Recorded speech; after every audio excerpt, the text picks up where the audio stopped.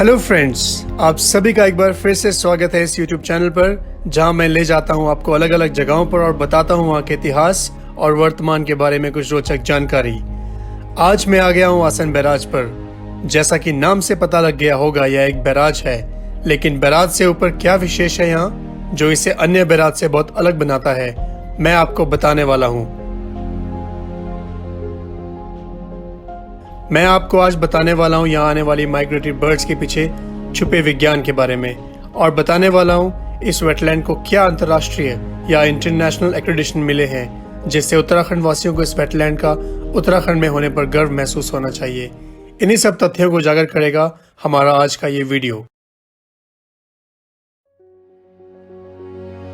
देहरादून मुख्यालय से लगभग 40 किलोमीटर की दूरी पर उत्तराखंड हिमाचल सीमा पर उत्तर पश्चिम में डाक पत्थर स्थित आसन बैराज नामक स्थान एक मानव निर्मित झील है। आसन बैराज आसन नदी पूर्वी यमुना नदी से बनती नहर के संगम बिंदु पर स्थित है। यह झील ढलीपुर पावर हाउस के लिए जल का भंडारण क्षेत्र है। बैराज में 4 वर्ग किलोमीटर में फैली वेटलैंड है। पहले मैं आपको बता दूं आखिर ये वेटलैंड होता क्या है। दरअसल वेटलैंड एक अलग पारिस्थितिक तंत्र यानी कि एक तरह का इकोसिस्टम है जो पानी से भरा होता है, जहां ऑक्सीजन मुक्त प्रक्रियाएं प्रबल होती है। मेन चीज जो इस वेटलैंड को अन्य भूमि रूपों या जल निकायों से अलग करता है वह है यहाँ पे पाए जाने वाले एक्वेटिक प्लांट्स, या कहें कि एक विशिष्ट प्रकार की वनस्पति व जल जीव।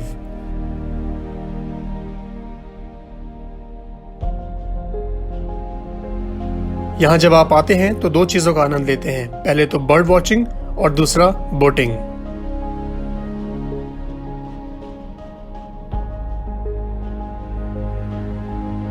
वैसे तो यहाँ साल भर कई रंग बिरंगे पक्षी पाए जाते हैं, पर यहाँ पर आपको मिलते हैं प्रवासी पक्षी यानी माइग्रेटरी बर्ड्स, जिसे देखने यहाँ पक्षी प्रेमी और रिसर्चर्स आते रहते हैं। हजारों मीलों की यात्रा करके ये पक्षी यहाँ आते हैं और लगभग 6 माह तक यहाँ प्रवास करते हैं। विशेषज्ञों का मानना है कि यहाँ वर्ष भर में 50 से अधिक प्रवासी पक्षियों की प्रजातियां आती हैं, जो कि अक्टूबर फर्स्ट वीक से लेकर अप्रैल सेकंड वीक तक यहाँ रहती हैं। आने वाली प्रवासी बर्ड्स में रूडी शेल डक मुख्य है, जिसे सुरखाब भी कहा जाता है। रोचक तथ्य ये है कि यहाँ आकर इस डक के पंख सुनहरे हो जाते हैं। सूरज की रोशनी में सोने से दमकते पंखों के कारण ये पक्षी बहुत सुंदर लगते हैं। सन 1968 में बनी यह झील अपने साथ संजोए है अलग अलग प्रकार की वेजिटेशन। इस क्षेत्र को देश का पहला कंजर्वेशन रिजर्व घोषित किया गया है। 14 अगस्त 2005 को देश के भूतपूर्व राष्ट्रपति डॉक्टर APJ अब्दुल कलाम जी ने इसे देश को समर्पित किया था।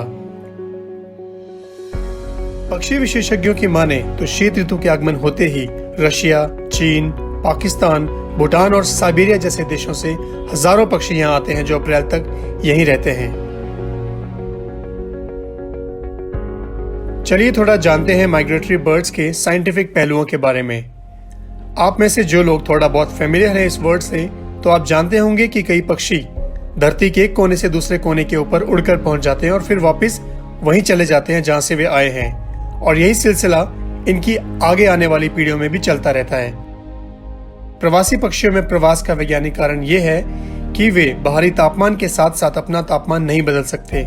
यदि बाहर बहुत गर्मी या बहुत सर्दी पड़ जाए तो ये कुछ प्रकार के पक्षी अपना बॉडी टेम्परेचर उस हिसाब से नहीं बदल पाते, इसलिए खुद को इस तरह की कठोर गर्मी और सर्दियों की स्थिति में बचाने के लिए वे प्रवास के लिए जाते हैं। इस प्रकार पक्षी कम या घटते संसाधनों के क्षेत्रों से अच्छे संसाधनों क्षेत्रों में जाने के लिए पलायन करते हैं। जिन 2 प्राथमिक संसाधनों की तलाश की जा रही है वे है भोजन और घोंसले के लिए उपयुक्त स्थान, और जहां वो प्रवास करते हैं उस वातावरण में वो जिंदा भी रहते हैं, प्रजनन भी करते हैं और चूजों को भी पालते हैं। अब सवाल आता है कि पीढ़ी दर पीढ़ी कैसे इन पक्षियों को ये रूट याद रहता है। तो इसके पीछे 3 स्कूल ऑफ थॉट्स हैं। पहली रिसर्च ये कहती है कि ये पक्षी सूर्य को केंद्रित कर अपनी दिशा तय करते हैं। इस तरह सूर्य के मूवमेंट की दिशा को सहारा बनाकर हमने कई बार पहले भी सुना है, शायद इंसान भी इसका सहारा लेकर मूवमेंट करते थे। और दूसरा जो नॉक्टर्नल्स हैं, यानी जो रात को मूव करते हैं, वे तारों का सहारा लेकर अपनी दिशा तय करते हैं। और तीसरी रिसर्च हाल ही में 2010 में जर्मनी में हुई है, जिससे पता चला है कि इन पक्षियों की चोंच पर एक तरह के नेविगेशन सिस्टम लगे होते हैं या एक तरह के नेविगेशन उपकरण के रूप में ये चोंच काम करती है, या कहें वो एक मैग्नेटिक बीक है जो इनके नर्वस सिस्टम से जुड़ी होती है। कम से कम आंशिक रूप से तो पक्षियों को यह तय करने में मदद करती है कि किस दिशा में यात्रा करनी है। अर्थात पक्षियों में चुंबकीय चोंच होती है जो इन्हें नेविगेट करने में मदद करती है। क्योंकि पृथ्वी की अपनी मैग्नेटिक फील्ड होती है, अर्थ नॉर्थ या साउथ मैग्नेटिक पोल्स, तो इसी मैग्नेटिक फील्ड का सारा मान पक्षी हजारों मील का सफर तय कर लेते हैं। है ना ये इंटरेस्टिंग? यही नहीं, प्रवासी पक्षी इकोसिस्टम के लिए भी बहुत महत्वपूर्ण है। वे बीज के फैलाव में मदद करते हैं, यानी जहाँ जहाँ भी ये उड़कर जाते हैं वहाँ जैव विविधता या एक रिच बायोडाइवर्सिटी बनी रहती है। ये कीट नियंत्रण भी करते हैं, पौधों में पॉलिनेशन में भी मदद करते हैं और अन्य वन्य जीवों के लिए खाद्य स्रोतों के रूप में भी कार्य करते हैं। तो ये बात थी माइग्रेटरी बर्ड्स के बारे में। अब बात इंटरनेशनल होने की। क्या आप जानते हैं ये वेटलैंड उत्तराखंड की पहली रमसार साइट है? रमसार साइट एक ऐसी वेटलैंड साइट होती है जो रमसार कन्वेंशन के तहत इंटरनेशनल इंपॉर्टेंस रखती है। रमसार कन्वेंशन एक इंटरनेशनल एनवायरनमेंट ट्रीटी या संधि है जो अलग अलग देशों के मध्य सन 1971 में यूनेस्को द्वारा बनाई गई। असम वेटलैंड को ये एक्रेडिटेशन हाल ही में 2020 में प्राप्त हुआ। 440.40 हेक्टेयर में फैला यह आसन बैराज अपने प्राकृतिक सौंदर्य के लिए हिमाचल और उत्तराखंड में लगे स्थानों में रह रहे लोगों में बहुत प्रचलित है।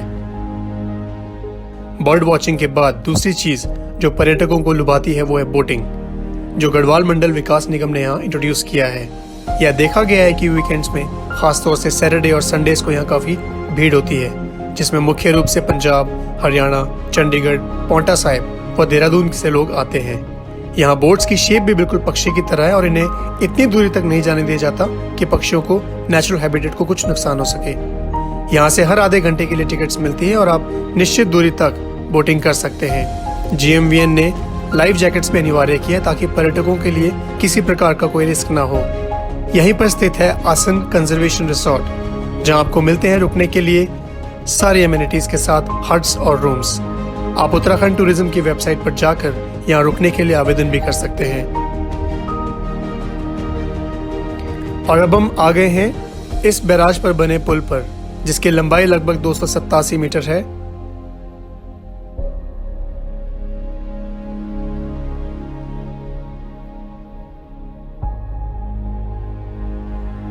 और अब हम आ गए हैं दूसरी तरफ, यानी उत्तराखंड से हिमाचल वाली साइड।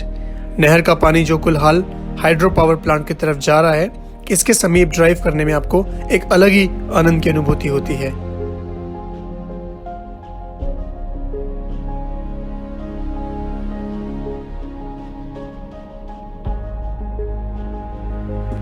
इस बैराज के सुबह के इस खूबसूरत नज़ारे के साथ इस वीडियो को मैं यहीं रोकता हूं।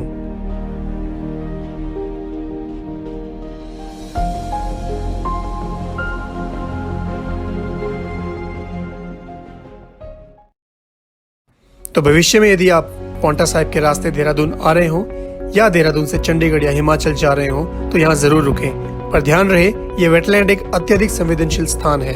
कृपया सफाई का ध्यान रखें, प्लास्टिक का प्रयोग बिल्कुल ना करें।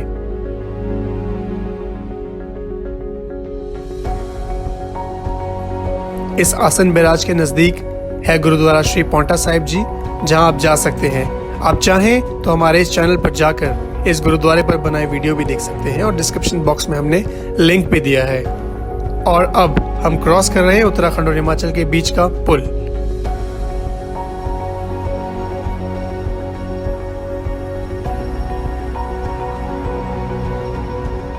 आपको ये वीडियो कैसा लगा हमें कमेंट बॉक्स में लिखकर जरूर बताइएगा। अगले हफ्ते फिर मिलता हूं अपने अगले वीडियोस के साथ। तब तक सतर्क रहें, सुरक्षित रहें, अपना और अपने परिवार का ध्यान रखें, अपने आसपास सफाई बनाए रखें। धन्यवाद।